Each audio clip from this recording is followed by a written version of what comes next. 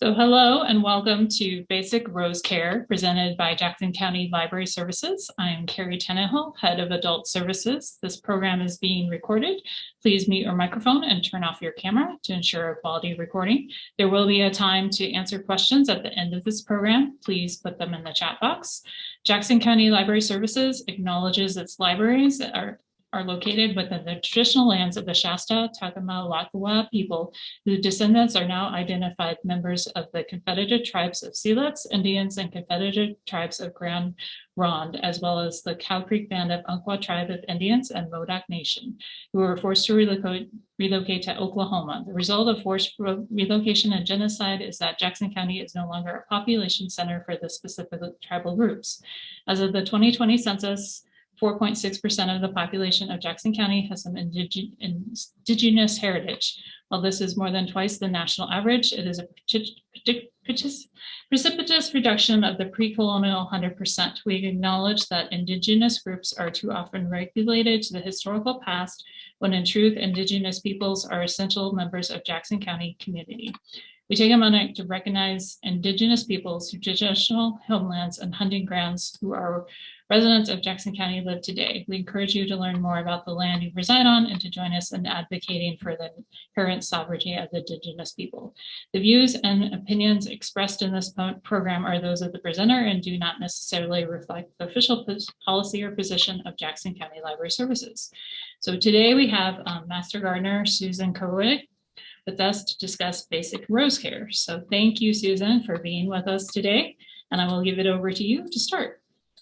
Thank you, Carrie. And I'd like to thank you on behalf of the Jackson County Master Gardener Association for inviting us to participate in this series of lectures. We're really honored that you have asked us. I'm a Master Gardener, and I've been a Master Gardener since about 2016. I've been growing roses since about 1980, though. I guess that dates me a little bit. I got started on growing roses because a kind neighbor, when I lived in Oakland, California, Tom, found out that I'm a gardener, and he brought me a beautiful old garden rose called Koenig von Denmark. And it was a welcome to the neighborhood present. I became very fond of old garden roses, and they still have a prominent place in my garden. Well, I learned most of what I know about roses in the early days from Tom, because he was such a great rosarian. But since he's passed, I've broadened my knowledge in a number of ways, including growing roses of all different types. I have presently about 63 roses here at my house, and they're all different types. There are old garden roses, there are hybrid teas, there are Flora Bundas, there are grandifloras. I've got some polyanthas. I've got just about everything that you can imagine, shrub roses as well. Okay, let's get started. Even though some of you may have considerable experience with growing roses, I'm going to assume that there are those of you who haven't yet had that pleasure. So I'll need to go over some of the basics as well as some of the more advanced topics. The first thing I want to talk about is selecting the site. Most roses are sun-loving plants that thrive in full sun. There are a few that will tolerate some shade and even fewer that will grow and bloom in half sun. But generally, you need a site that gets at least 6 hours of sun during the growing season from March to September. But you're going to have much better performance if the site gets between 8 and 12 hours of sun per day. Now, selecting the site is really half the battle. In a sunny, warm spot, your roses are going to have many fewer disease problems, and they're going to bloom a lot more profusely. I have a rose called Double Delight that I thought might just get by with maybe 6 hours of sun. That poor rose struggled for about 2 years where I had it. It suffered from just about every disease known to roses: mildew, black spot, dieback, canker, you name it. I finally admitted my error. I moved that poor thing to another location in the back where it gets 8 hours of sun, and it's doing very well right now. Another thing you have to consider early on is, because it's going to have such an impact on the types and the numbers of roses that you purchase, is whether you plant a formal rose-only garden or whether you would rather have something like a more informal mixed border, such as found in a cottage garden. Certain types of roses, particularly hybrid teas, due to their upright and stiff growth habit, are more suited to formal rose gardens, while climbers and old roses mingle better with other plants. Roses may also be massed together. Shrub roses and carpet roses are perfect for this type of treatment. Massing is where you put, a whole bunch of them together, maybe along a driveway or possibly along a fence, just, a big area where you can get quite a number of them all squeezed in together. Some roses, particularly miniatures, smaller shrub roses, and some tree roses can be controlled, grown in pots where they can, if they remain small, that's the best. You don't want something that's going to be too big, but you can, of course, prune them down. If you plant a rose in a container, you need to make sure that the container is large enough for the rose. Because the roots in pots above the ground are subject to considerable heat in our climate, it's best to use a terracotta planter or a light colored plastic. You don't want to use metal or something that is going to conduct heat well. But if you are using a terracotta pot, that's one that is going to dry out very fast, so you're going to have to water it more often. So also be sure to add time-release fertilizer because the nutrients, if there are any in the soil, in a potting soil, they're not going to be very many to begin with, and they're going to wash through the soil with frequent watering. The spot you choose for an in-ground planting should take into account the eventual size that the roses are going to occupy and the space needed around them for airflow and for other plants that you want to grow. Be careful when deciding the number of roses to buy to plant for enough space to go around them. Now, in a hybrid tea or, a formal garden like that, where you're not really going to plant around the rose, you can plant them a little closer together, maybe about 2.5 feet is about as close as you should get. Disease-resistant shrub roses or carpet roses can also be planted close together. A Flora Bunda rose that is expected to grow to, say, 3.5 feet wide should not be planted any closer than 2 feet. Old-fashioned garden roses tend to be large fountains with long, floppy branches, and it can be a wonderful, stately focal point in your garden with these big, long, arching canes that have, flowers all along them. They're absolutely beautiful, but you do have to give it enough space. So wherever you buy your roses, you might want to ask for some advice on that particular rose that you've bought. If you're planting a rose that grows as a climber, a rambler, or a pillar, you need to be sure you have adequate support for that rose. I planted a New Dawn rose, which is a very, very vigorous climber, on the front of my house. Unfortunately, I knew it was a big rose. The canes get easily 12 to 15 feet long, and they can get longer than that. So I was prepared to support it, but you need heavy wire or a wooden support is the best. Your roses are going to be happiest if they're in well-drained, slightly acidic soil. The soil should be somewhere in the 6 to 6.5 pH. Fortunately, Rogue Valley soils are generally in that, kind of in that area. So it's not likely that you're going to have any problem with this, but it's possible, you might want to get a soils test from the laboratory just for your own information. Roses will grow in a wide variety of soil textures from clay to sandy loam. Like most perennials, they like to have a little bit of compost mixed into their soil. This is particularly helpful in heavy clay soils, it'll lighten the soil. And if you have a sandy soil, it'll help to improve water retention. Now, the location of your rose garden should be sheltered from high winds. Roses do not do well in high winds. You should also avoid locating your roses in areas where there's standing water, because that tends to encourage anaerobic bacteria, and it harbors pathogens, which are going to cause disease. Roses do like water, but they do not like standing water. They like to be in well-drained soil.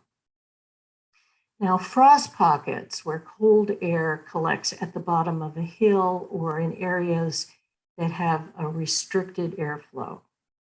That's an area you don't want to locate your rose garden, because it can frost the new growth. New growth starts to come out in February in this area, and we can still have some pretty heavy freezes after that. You just don't want the cold air to settle on top of your rose garden. Roses require periodic maintenance. We're going to talk about this later: pruning, deadheading, fertilizing, mulching, watering, that kind of thing. Just make sure you can get to your roses without stepping on their roots. Finally, remember that roses are not deer resistant.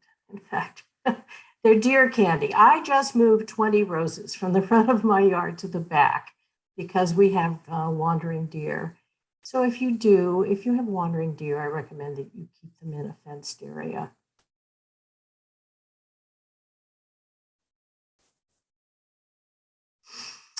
We're going to talk a little bit about the different types of roses that you have available to you to buy from various sources. You can get them mail order. You can get them from local nurseries. There are quite a number of places around here where you can get them. And I'm going to use 3 online catalogs. So I hope that technology is going to be my friend today and that I'm going to be able to do this smoothly. So bear with me for just a second.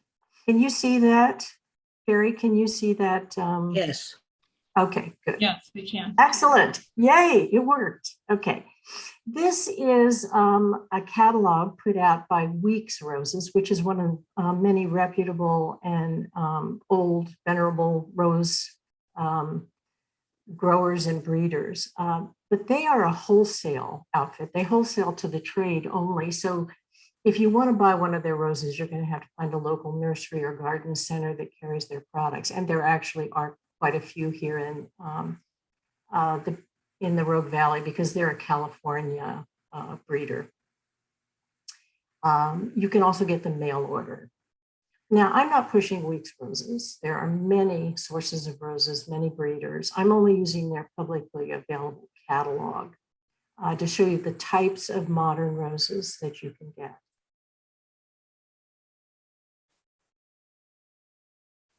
We're going to start out with hybrid teas, and here they are. You see they are right here. Hybrid teas have these are a classic hybrid tea shaped bloom. You can see the bud is tall and elegant like this, has a high center, and also the blooms themselves have a high center with the tightly furrowed petals. And then as the petals open, they fan out like this. Hybrid teas bear their blooms on long, strong stems, and generally they're singly borne. as opposed to having a cluster of blooms. I think of this as the florist's rose. The colors you can get, the colors run the gamut of colors that are available for roses, all the way from deep dark red through all shades of red, through purple, pink, yellow, orange, white. There really are no true blue roses, but rose breeders have tried for years to make them. And this one right here, you can see Blue Girl right in the center of this page. That is an example of what a typical, quote, blue rose looks like.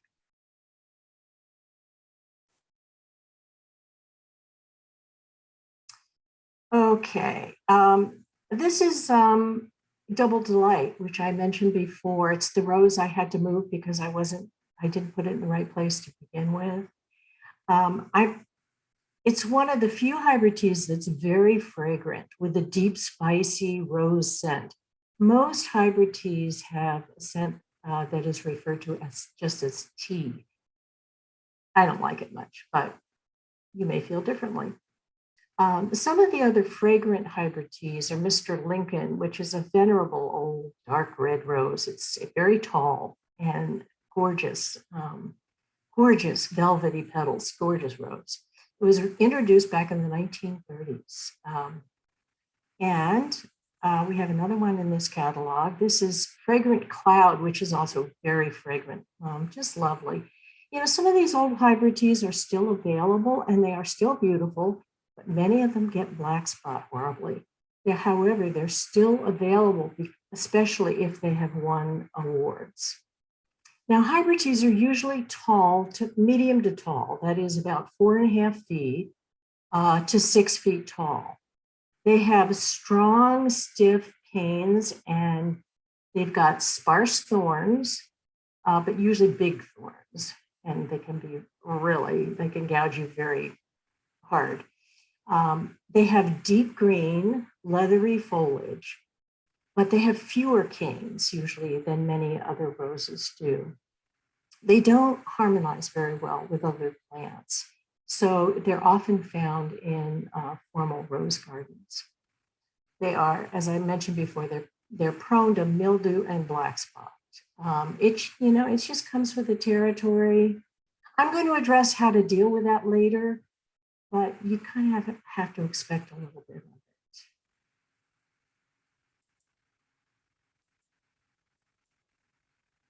I'm going to flip through the catalog. You're not going to see anything for a minute until I get to the right page. Okay, whoops, I just went too far.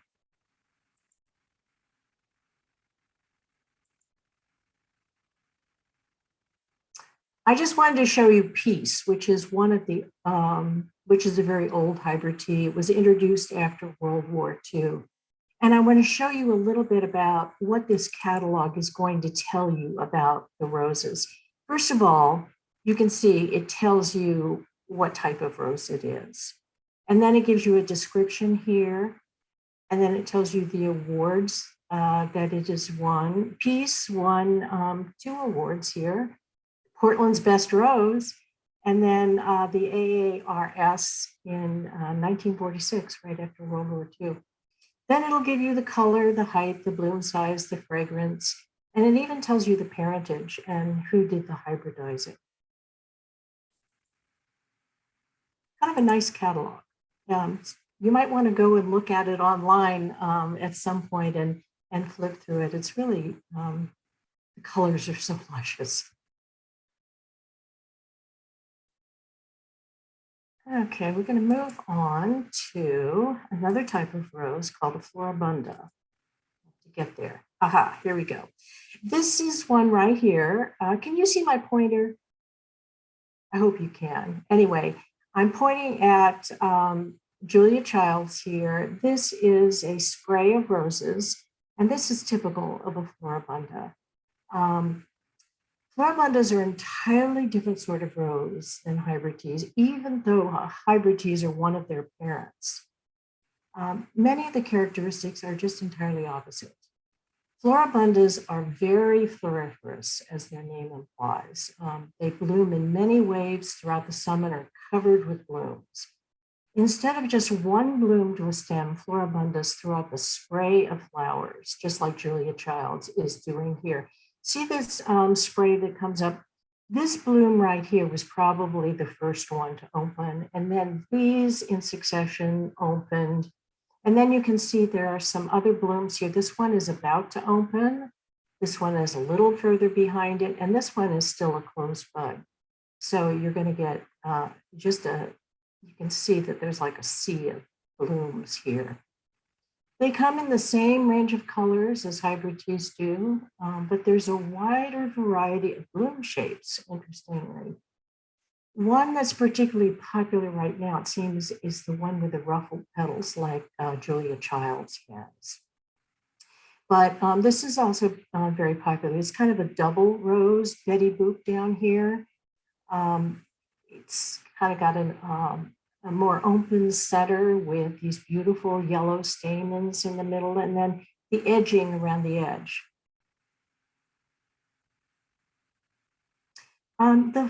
The foliage on Floribundans is often medium green to and it's very glossy. You can see here on Julia Childs, it's a very typical Floribunda rose foliage. Now, Floribundas are mounded and they're usually of medium height as opposed to being tall. Although, of course, there are some that are shorter and some that are taller. The growth tends to be twiggier than in hybrid teas, and it may take you a little longer to prune one. Let's go here. Here's Cinco de Mayo up here, this beautiful burgundy colored rose.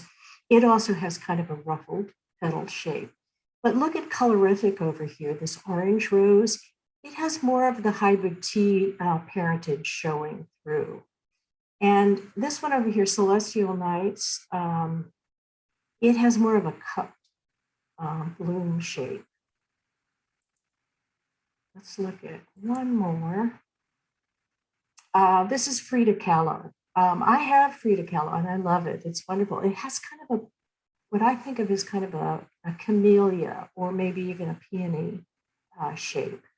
You see how the petals are facing outwards, and then it has a beautiful, the beautiful yellow stamens in the middle.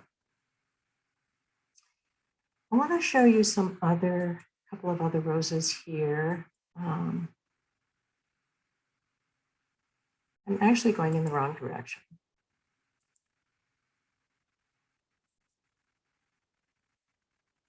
Okay. These over here are what Weeks calls the Easy to Love collection. It's these plants are disease resistant. So if you want disease resistant plants, there are some these days. I have one of this group, and the description is very accurate. I'll show you a picture of mine when we go back to my slides, but I can tell you it's never had a speck of black spot on it. These are good roses for beginners or ones like people like me who don't want to spend all their time fighting rose diseases. Okay, I'm going to move back to a previous section here.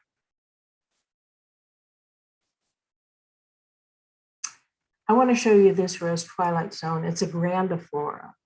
Grandifloras are very much like Floribunda, so we're not going to spend a lot of time on them. They have a lot of the same characteristics. They're mounded, they have a pleasant shape, they harmonize well with other plants, and they're just covered with blooms all season. But there are two things that are different about them. They often are much taller. They can easily be 6 feet tall, and they can be 4 to 5 feet wide. They can be a beautiful, just a beautiful focal point in your landscape. Okay, now let's talk a little bit about climbers. I'm not going to spend much time on this, but I do want to show you a couple. If have to go several pages here to find them. Okay, here we go. Climbers are a class of roses that are characterized by long arching canes that set flowers on side shoots that grow off of those long canes. They need to be trained and supported well in a horizontal position to flower well. If you just let them grow up, tall and straight, the canes go straight like that, they will have blooms way up on the top, but they won't have any along the canes. So they make a much better display if you fan the canes out and you fix them in position horizontally. So some climbers bloom just once, and some bloom repeatedly all summer long. So you need to be sure to read the fine print carefully to make sure you've got the right rose for your situation. Now, some of the venerable old ones like Blaze, you see right here in the middle, this is Blaze. Blaze is a rose that's been around for a long time, but it's been improved to be a repeat bloomer, and its blooms don't fade from red to pink in the sun like it used to. You see a number of other climbers here. Weeks doesn't have as many climbers as many other catalogs do, but I'll point out Cecil Bruner down here. This is a lovely polyantha rose. It's got tiny little powder puff, either pink or yellow blooms on it. Just the non-climber version of this is kind of a fountain shape, but this one is the climber, and it just has blooms all over it. It's just absolutely gorgeous. The last thing I want to show you here is some more disease-resistant roses. You see, they have quite a variety here.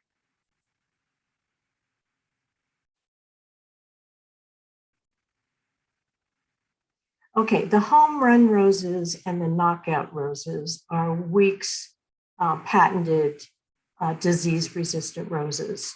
These are shrub roses. If you want a mass of, a mass of color in a particular part of your landscape, these are a good variety to try. Now I'm going to go back to my slides, and again, I hope technology is kind to me. Okay, can you see? Okay. Oh, yes. Good. All right. Yay, it's working. I'm also now going to show you a different collection of roses. I'm going to talk about English shrub roses. David Austin is an English rose breeder who was active for over 40 years. He died last year, unfortunately. But he left an amazing life's work, which was the development of the English shrub rose. I don't know exactly what the parentage of his roses is, but I see elements of old garden roses, particularly in the petaling and the coloration of the roses. Now, most of his roses are just packed with petals. In the print catalog from his company, they show 12 distinctly different bloom styles, and they are quite different. I'm going to point out some of these as we move through the catalog. So cross your fingers that this works. Okay, are you seeing that? Oh, good. Okay. All right, so we're going to look at the shrub roses here. And I'm just going to move quickly through the catalog. English shrub roses come in a variety of colors, and I want you to notice the character of the color. Regardless of what the color is, I see a real softness in the color. Now, I grow a lot of David Austin roses, and this is actually very true to color. So you can get a really good idea of what you're going to get from this catalog. Look at how beautifully petaled these are and the beautiful soft pink there. Then you get down here and see this one right here. It's yellow. But to my eye, it's not an insipid yellow. It's got a vibrancy to it, but yet it's a very soft color. You can also see that in this catalog, they're telling you right off the bat which ones are very floriferous, and this one, best for health means it's disease resistant. And then here's another one that's very fragrant. See how beautiful these are? Just gorgeous. I have this one too, Princess Alexandria of Kent. It's a low shrub, but it's absolutely gorgeous. They have climbers as well. I have Lady of Shalott over here, just terrific. And look at this one right here. It has Tottering by Gently. Now, isn't that a quintessentially English name? Okay, well, you can see that they're quite a variety, and they, here's another one, Boscobel. This one has a very interesting petal configuration, as many of them do. It kind of comes from the old-fashioned rose history, I think, in some of these. It's called quartering, and it's where the petals are very tightly furled, and they almost have a petal shape. They almost form a petal shape within this kind of cup right here.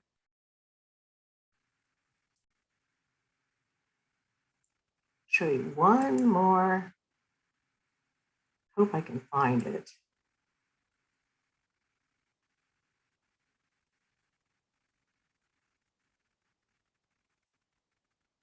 Look at this one. Isn't this beautiful with the white petals surrounding this tightly quartered inside? And you can see this has a little green button eye in the middle, which is also very typical. Okay, I'm going to leave it at that. And you can also look at this catalog online at David Austin Roses. Do you have the right? Okay, good, excellent. Now I want to show you, this is a tree rose. I think I mentioned that you can put those in pots. This is one of my roses. This is Lady of Shalott that we saw. And this is Boscobel. These are all David Austin roses. Okay. Now, the rose that you're seeing here is an old garden rose called Koenig van Denmark. This is the one that my neighbor Tom gave to me. And I still grow it. I love it. This is actually a very young version of this. It was probably only about 2 years old, and it has since grown quite a bit bigger. So, you know, old garden roses I just think they're a delight. It's a very diverse group. You know, when I say group, and I kind of put that in quotation marks, they're different, but they do have a few characteristics that are in common, that are worth mentioning. That usually they only bloom once during the spring or the early summer, although there are a few repeat bloomers. Now, once they're established, they put on a gorgeous display because they put everything they have into that one bloom period. They are often some shade of pink, from dark pink to very pale, although some are pinkish red. There are no true dark reds like we have in modern roses. There are also whites and a few purples, but you won't find any yellows or oranges because those colors were introduced later when they were interbred with China roses. They often have a gray foliage, as you can, you know, see on this one right here. See this, I guess you can kind of tell some of the older foliage on here is kind of gray. They're very disease resistant. I've never had trouble with pest or diseases on my old garden roses. They're often a very big rose plant with long arching canes, sometimes 10 feet or more in length. Best of all, they're very fragrant usually. They have that intense sweet rose smell that we associate with roses. Okay, again, one more time, I'm going to try a catalog and see if I can get this too.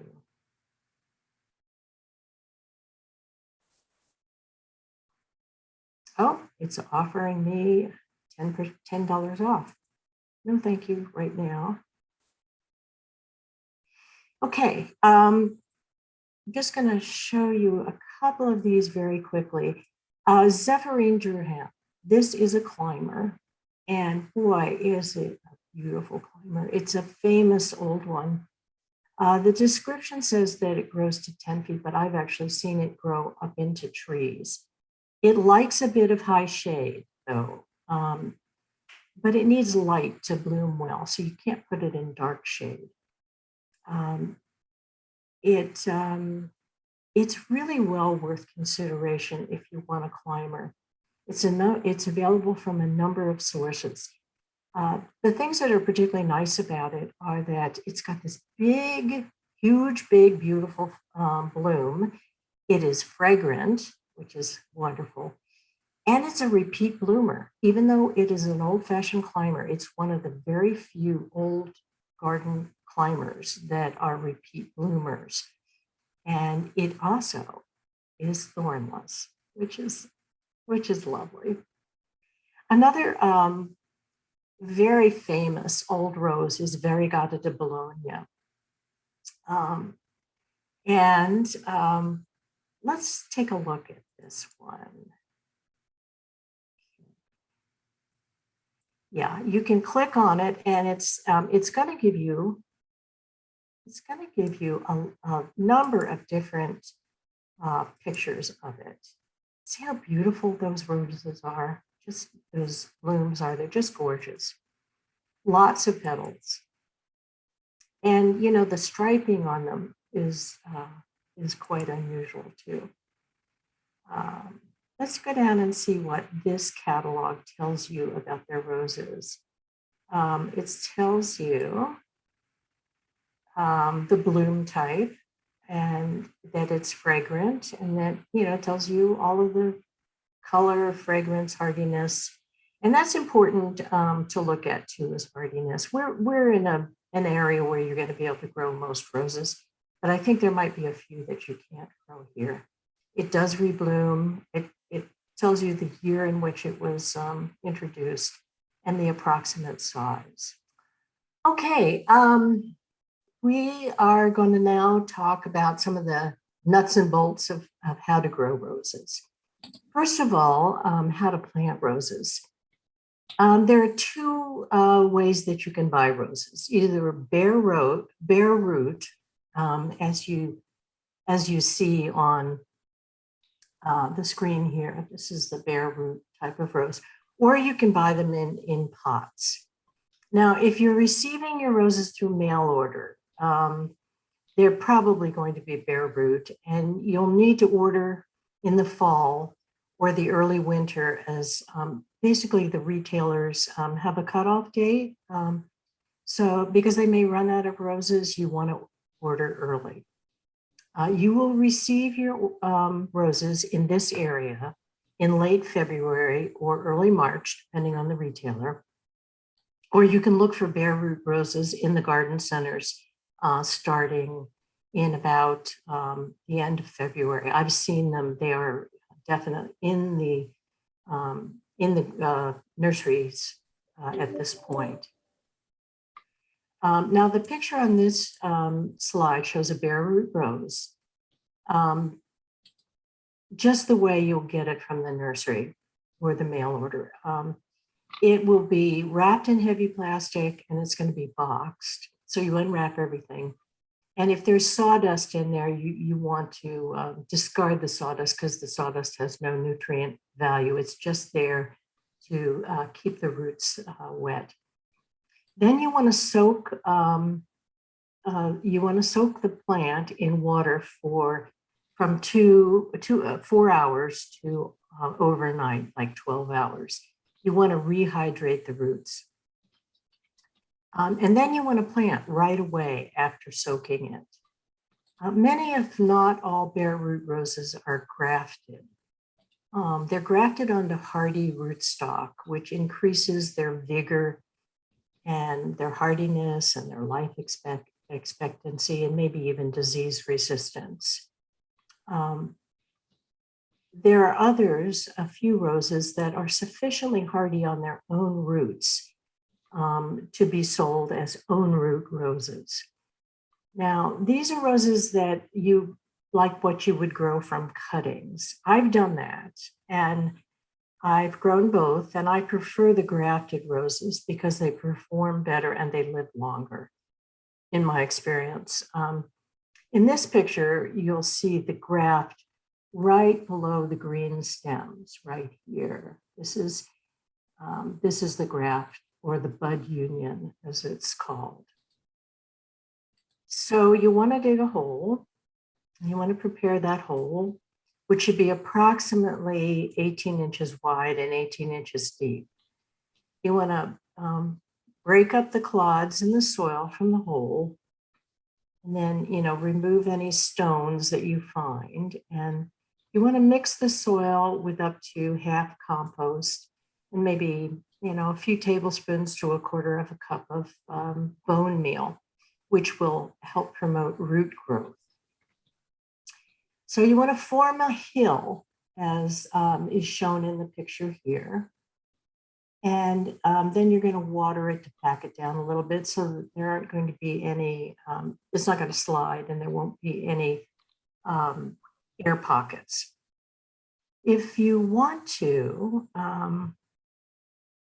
you can dust the ends of the roots with mycorrhizal fungi powder. It will help to grow fungi to colonize the roots of the rose plant, which will help to feed and water and also prevent disease on the roses. Before you plant it, you need to trim off any broken roots and shorten others to fit in the hole. You can see the blunt ends there where they have been pruned. This doesn't hurt the plant. It stimulates new root growth. So then you want to drape the plants over that hill that you have created there.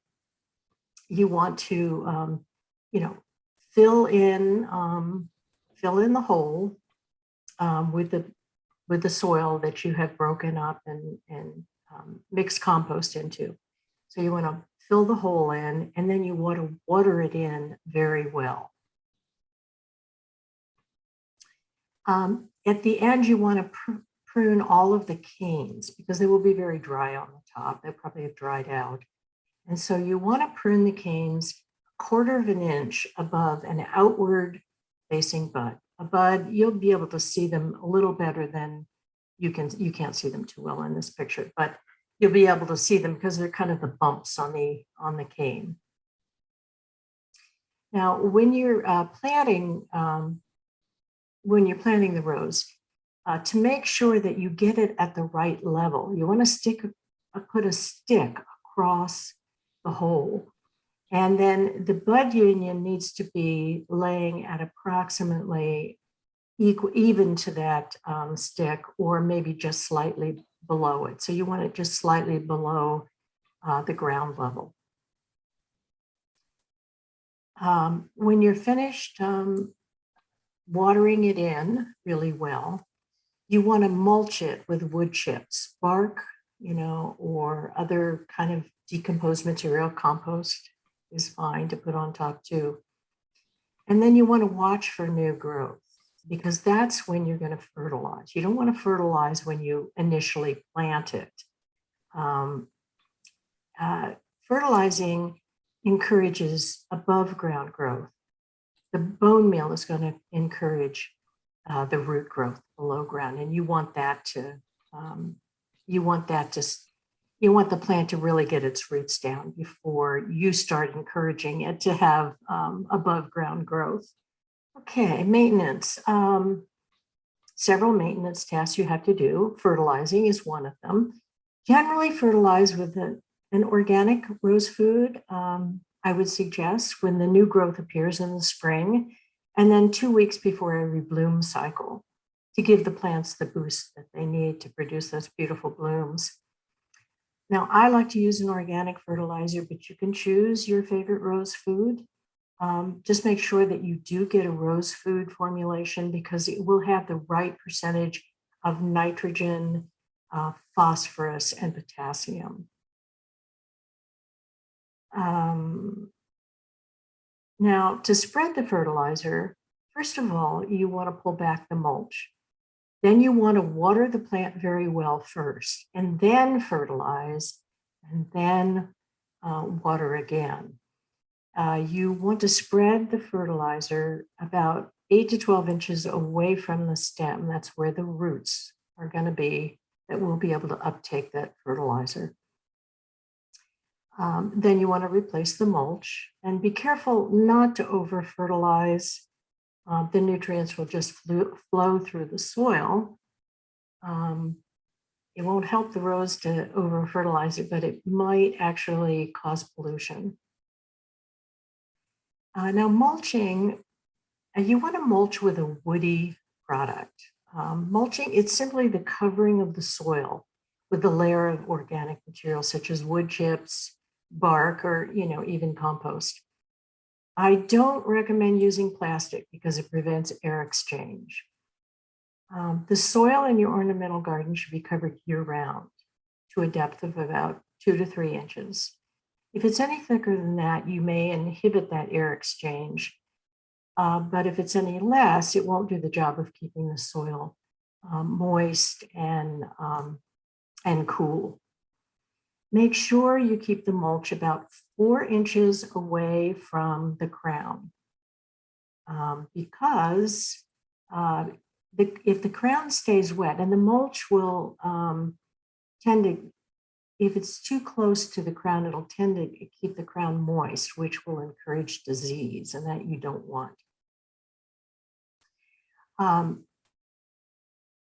I recommend that you use a woody mulch because roses and other ornamentals like them like a fungally dominant soil.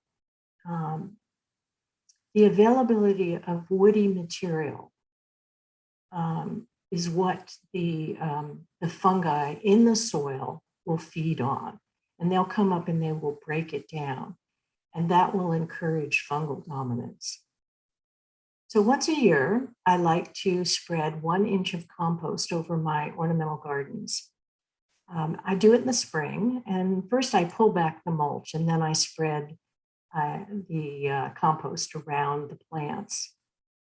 The compost acts as a food for the soil organisms, and it helps to maintain a biologically active soil, which is something that you want. That's critical for plant health and for guarding against diseases. Now, watering or irrigation is a big subject. You may already have a watering system in place, but if you're looking for a recommendation, I have one. You have many choices, but I like soaker hoses best. I like the ones that have a plastic tube as a core covered by a nylon outer shell. They dispense water evenly, and you can lay them around your plants with garden staples. You can secure them in place with those, those garden staples, kind of horseshoe-shaped things. They are going to put the water directly on the soil and not into the air where it's going to evaporate. This conserves water because the water is not sprayed in the air. And it means that also soaker hoses, it's very easy to accommodate any size of garden and any arrangement of plants.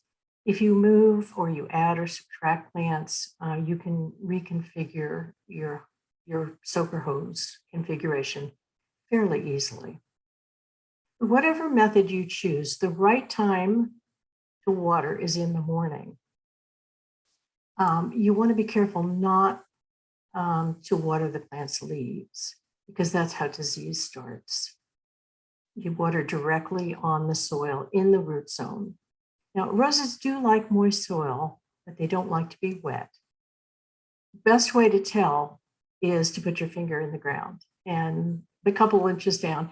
But there are probes that you can get, moisture meters that you can get that will tell you how much moisture is in the soil further down and will tell you when you need to water. Last year,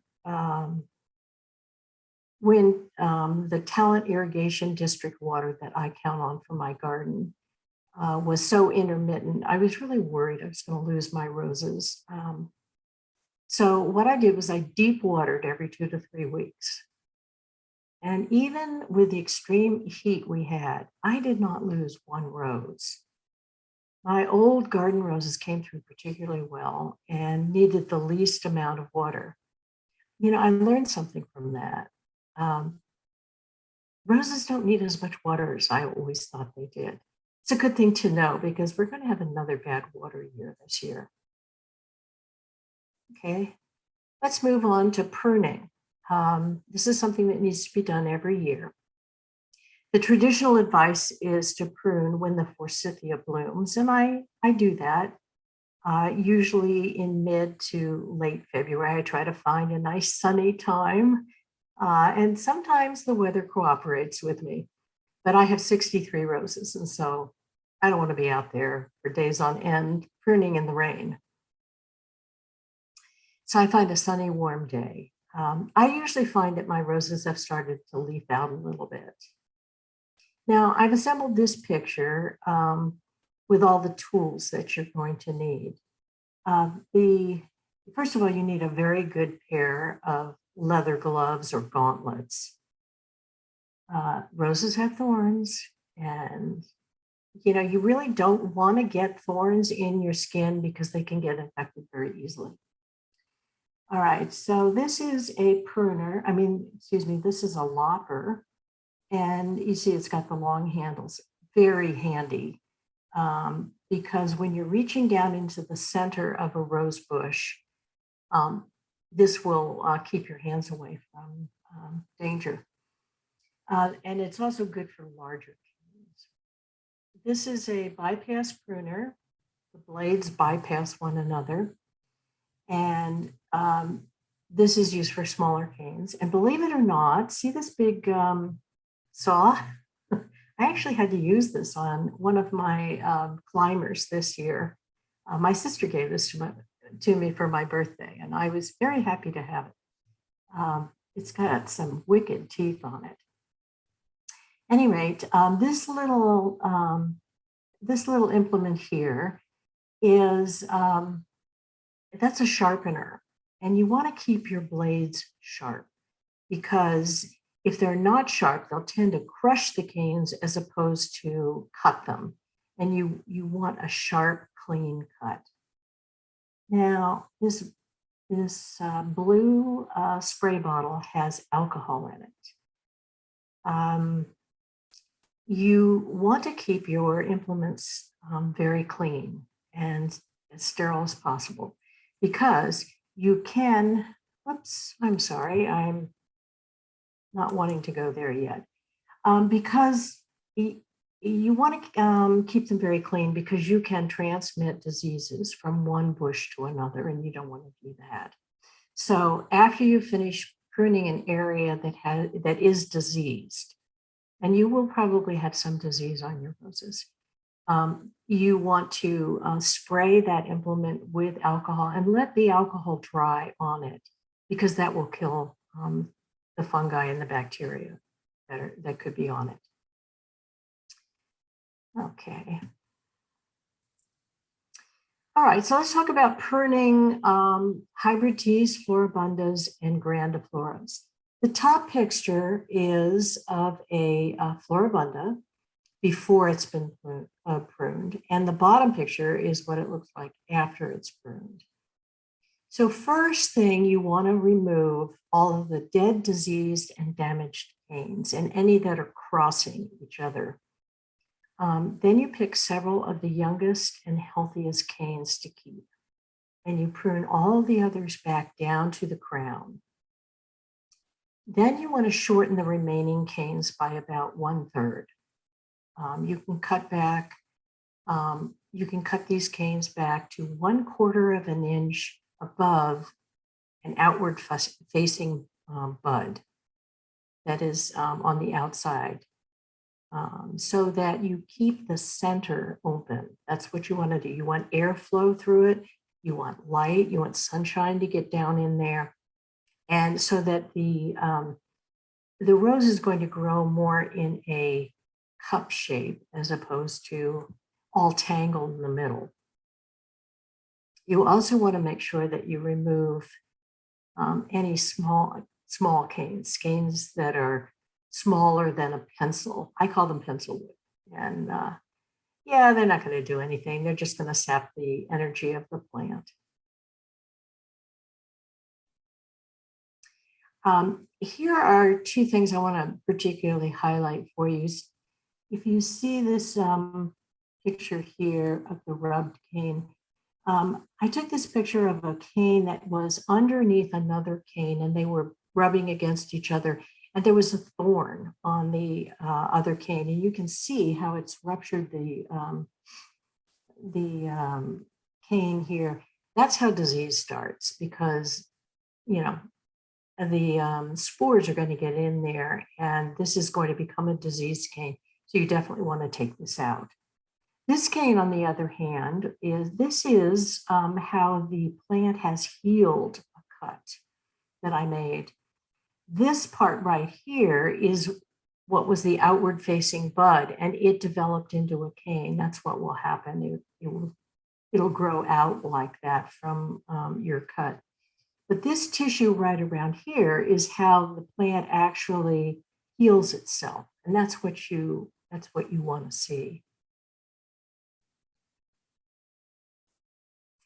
Okay, let's talk about pruning climbers. The top picture is of New Dawn, the one that I mentioned that's on the front of my house, the very vigorous climber. And you can see it's it's grown all over the place. So I need to pare it way back. And the bottom picture is what it looks like when I'm finished pruning. So there's a lot of material that has to come off it. First of all, you choose, 5, 6, 7, 8 canes, whatever seems like the plant is going to support well. And you want to try to get some newer canes. And then you fan them out and you tie them up on, I have a structure back here that you probably can't see. It's wire, and it's a very thick wire. And I use kind of a Velcro product that comes in a roll you can get at the garden centers, and I tie my canes up on it. You can see I am trying to get them to go horizontal here. You can also see, I think, that there are these little hair-like, these are called side shoots, side canes. And I have trimmed them back to about 2 to 3 nodes. This is where the blooms will set. And on areas like, for example, this area right here where there are none, they will grow out from the nodes on this cane. So that's what you want, and that's what you want it to look like. And you can see over here in the side some of the canes that I took off. Anytime you have diseased wood, you don't want to put it in your compost pile. You want to cut it up and put it in, put it in your garbage or take it to the dump. You just don't want to leave it around. Now, another way to prune is during the season after the rose has bloomed. You can deadhead it, and you do this with shrub, bush roses as well as with climbers.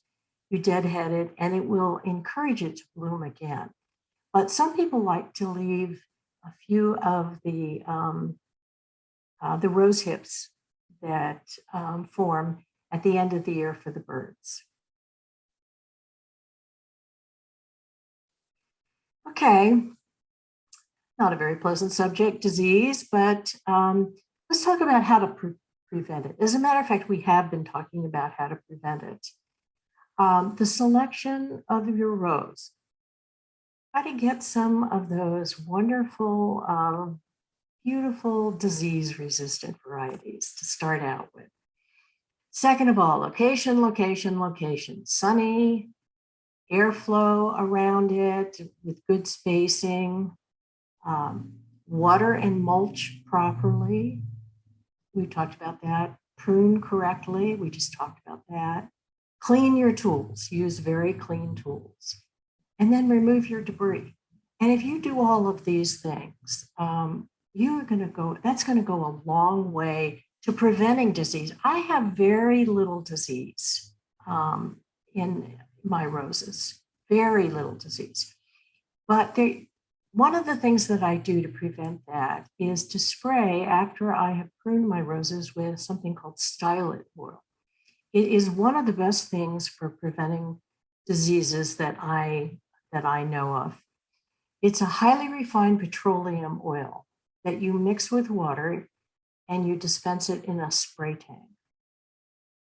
It's referred to as a summer oil, which means that it can be used on plants even when they're in leaf, which is not true of dormant oils, which can only be used when leaves are not present because they kill the leaves.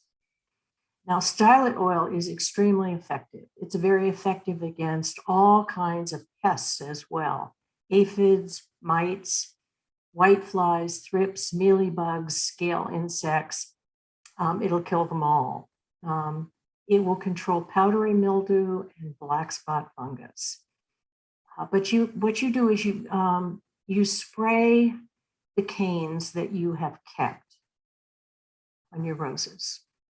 You spray them very well. You make sure you get all sides of the canes, top and bottom, so that the stylet oil is just dripping off of the plant. It's only active for a short time, so it's not going to affect the good insects, and particularly because this is February and you're not going to see them around at that time. You can buy it online. Oh, by the way, it is not toxic. It's not toxic to pets or to humans, so you don't really even have to wear a mask if you don't want to.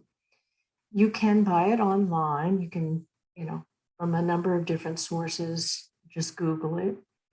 A little goes a long way. You mix it with water, but always read and follow the directions very carefully. I find it the most effective way for preventing the initial outbreak of disease and insect populations. I believe in prevention rather than cure. But speaking of cure, I'd like to I'm going to talk a little bit about some of the diseases that roses can get, and in case yours show some signs of it. But you should have a lot less of these problems if you take steps that we just talked about to prevent diseases and pests rather than having to treat them after the fact. And then there are also old garden roses that rarely are bothered by most of these diseases. Now, there are three main types of pathogens that cause disease on roses. One is fungi, and there are lots of different fungi that do. And these are the pathogenic fungi, not the good soil fungi that really help your roses. The other two are bacteria and viruses. The four diseases that you see on this slide are all caused by fungi. The first one up here, this is powdery mildew. The one to its right is black spot. And this is botrytis blight. And then the one to the right here is cane canker. There are many different kinds of cane canker, but they all look pretty much the same.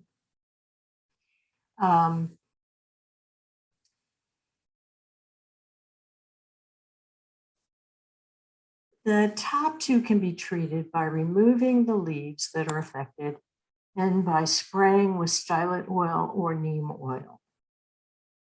The botrytis can best be dealt with by removing the affected flowers because they basically turn into mush.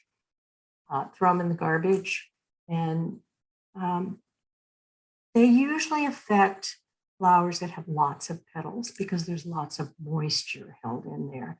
And as the season wears on, you may not find that your rose was affected by botrytis because it's a little bit hotter and drier. Now, there are several types of canker, but you treat all of them the same way. You cut off the cane below the canker and you cut into healthy wood. And then you throw the cane in the garbage. The top picture here is of crown gall. This is a particularly bad case of it. It's a systemic disease, and it first begins in the roots, and then it moves up the plant to the crown and then the canes. It's treated by removing the affected tissue and then followed by a soil drench with a fungicide that's specific to crown gall. There are no spray fungicides for this condition. Sometimes, if it's not badly affected, this succeeds, but oftentimes not. And you have to remove the plant. There's no other way around it. Crown gall will stay in the soil for 3 to 5 years. So it's advisable to avoid planting any roses in that spot for several years. This one here is mosaic virus. Mosaic virus is characterized by those blotches, yellow or white blotches. This is called intervenal chlorosis. There's no cure treatment. And in fact, there's no cure treatment for any viral infections in roses. You remove the affected leaves in the stem, dispose of it in the trash. And if the plant is sometimes the plant will throw it off. It's worth a try if it doesn't look like it's too badly affected. But if it comes back, just remove the plant and dispose of it in the trash. The last one here is rose rosette, which is also a virus disease. It causes kind of a witch's broom to form on the plant. It's believed to be spread by a virus, by tiny mites that spread the virus from bush to bush. There is no cure or treatment presently. If you see it, you should remove and dispose of the whole plant before it infects other roses in the area.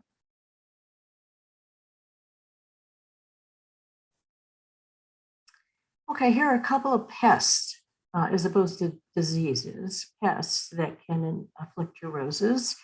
We all know what aphids look like. Sometimes they can be, as they are here, they can be green, or they can be white, or they can be black or gray, maybe other colors. Those are the ones I've seen. Roses like to feed on the sap of young canes and growing tips particularly. They're most apparent in the early spring. If you see them, get after them right away.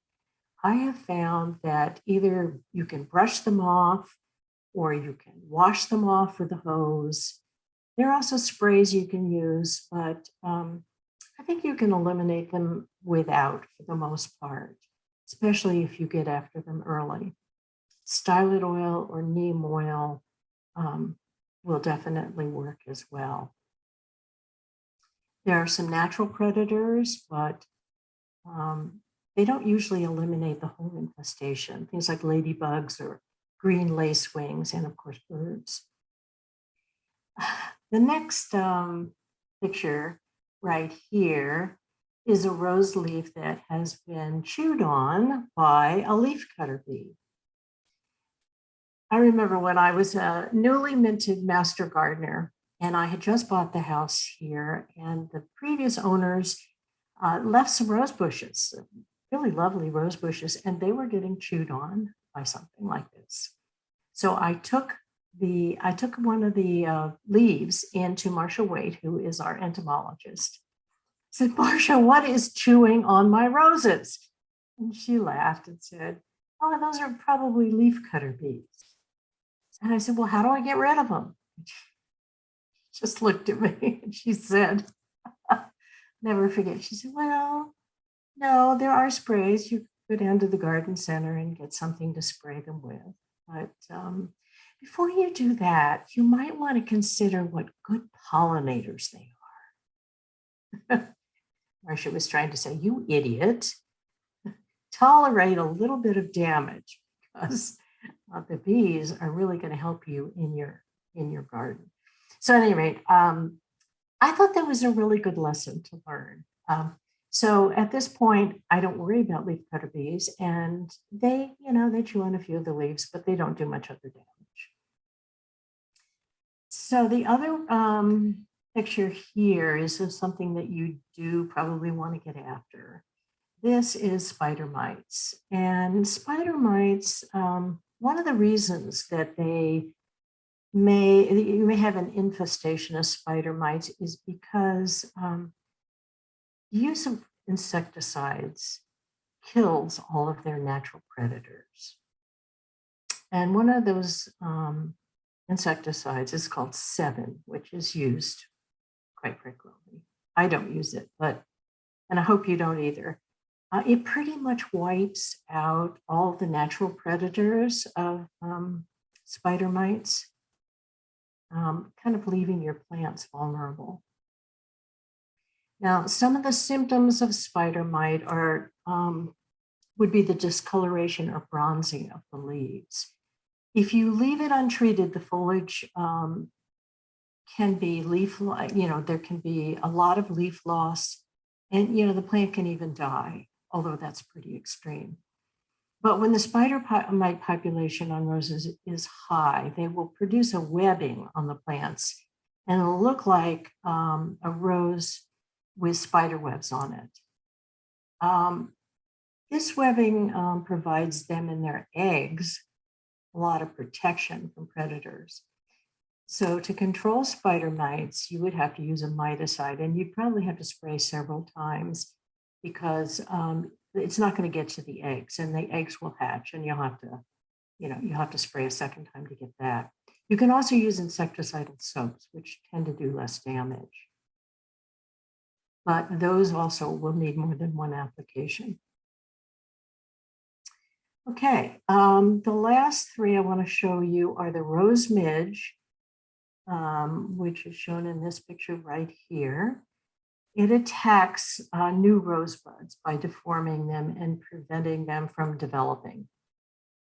Some insecticides appear to help, but usually you need to use a systemic, which you sprinkle around on the ground, water it in, and the roots will take it up. And that's how you treat that one.